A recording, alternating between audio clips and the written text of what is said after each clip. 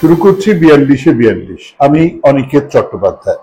বাংলার 42টা আসনে এবারের নির্বাচনের প্রবণতা নিয়েই আমাদের এই অনুষ্ঠান। 19 তারিখে বাংলার 3 আসনে ভোট, জলপাইগুড়ি, কোচবিহার আর আলিপুরদুয়ার।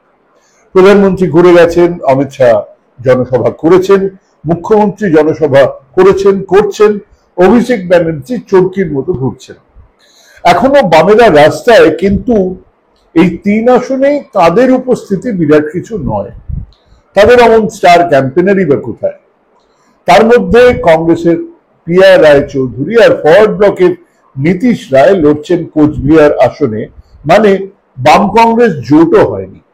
এবং সেদিক থেকে দেখতে গেলে এই আসনে অঙ্কের হিসেবে এগিয়েই আছেন বিজেপির মন্ত্রী সাংসদ নিশীথ প্রামাণিক। টক্কর দিচ্ছেন তৃণমূলের জগদীশ চন্দ্র বসুনিয়া। শুরু থেকেই মনে হচ্ছিল জোর লড়াই দিচ্ছেন বটে তৃণমূলের প্রার্থী, কিন্তু এগিয়েই আছেন নিশীথ প্রামাণিক। কিন্তু এখনো একটা ফ্যাক্টর বিজেপির বিরুদ্ধে কাজ করছে, তা হলো রাজবংশী ভোট। তাদের তলায় তলায় কিভাবে কাজ করছে তা যদিও এখনো কারোর কাছেই খুব পরিষ্কার নয়, কিন্তু অনন্ত মহারাজের হিয়ালি বিজেপির কাছে সমস্যা হয়ে উঠতেই পারে।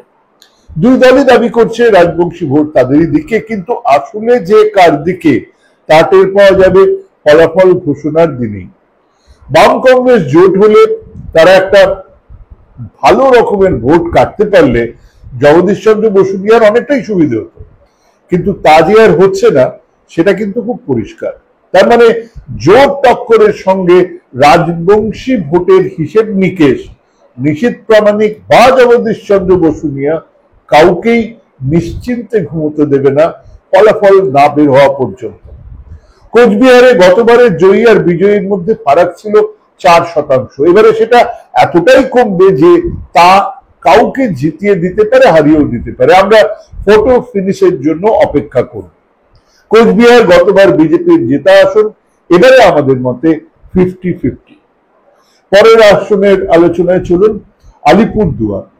আলিপুরদুয়ারে জন বার্লার জায়গায় এবারে বিজেপির প্রার্থী মনোজ টিগ্গা।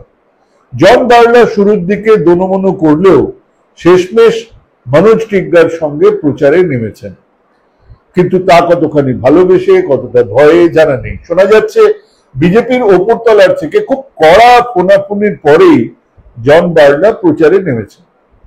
ওদিকে আলিপুরদুয়ারের তৃণমূল প্রার্থী প্রকাশজিৎ বারাই কিন্তু এলাকাতে ভালো জনসমর্থন পাচ্ছেন, আর একটাই প্রশ্ন তুলে যাচ্ছেন যে যদি আগের সাংসদ দারুণ কাজ করে থাকেন তাহলে তাকে টিকিট দেওয়া হলো না কেন? আগের সাংসদ এই প্রশ্নের সামনে চুপ, আর বর্তমান প্রার্থী বলছেন দলের নির্দেশে দাঁড়িয়েছি। এই আসনে বাম কংগ্রেসের প্রার্থী আরএসপির মিলি ওরাও আগের বারের ভোট ধরে রাখতে পারলেই অনেক।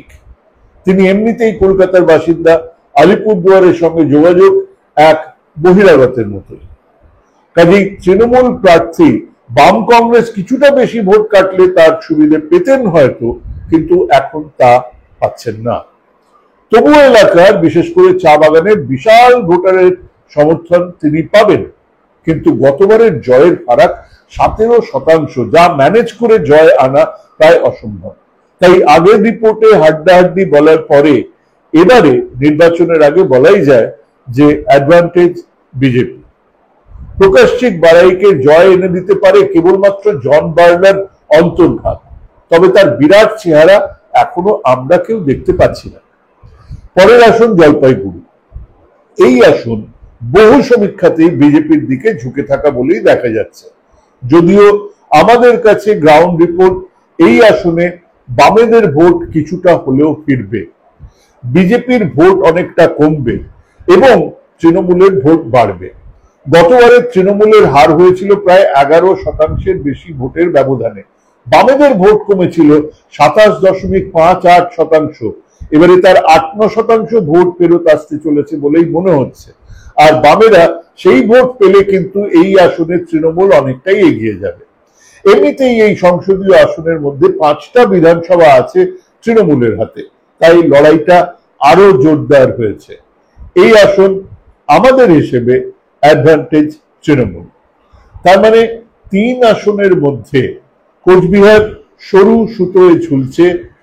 আলিপুরদুয়ার অ্যাডভান্টেজ বিজেপি, আর জলপাইগুড়ি বিজেপির হাত থেকে খোয়া যেতে পারে অ্যাডভান্টেজ তৃণমূল। বিজেপির 3টে জেতা আসনে এই শুরুয়াত এ বাংলায় তাদের খুব স্বস্তিতে রাখবে না, সেটা বলাই বাহুল্য। নমস্কার।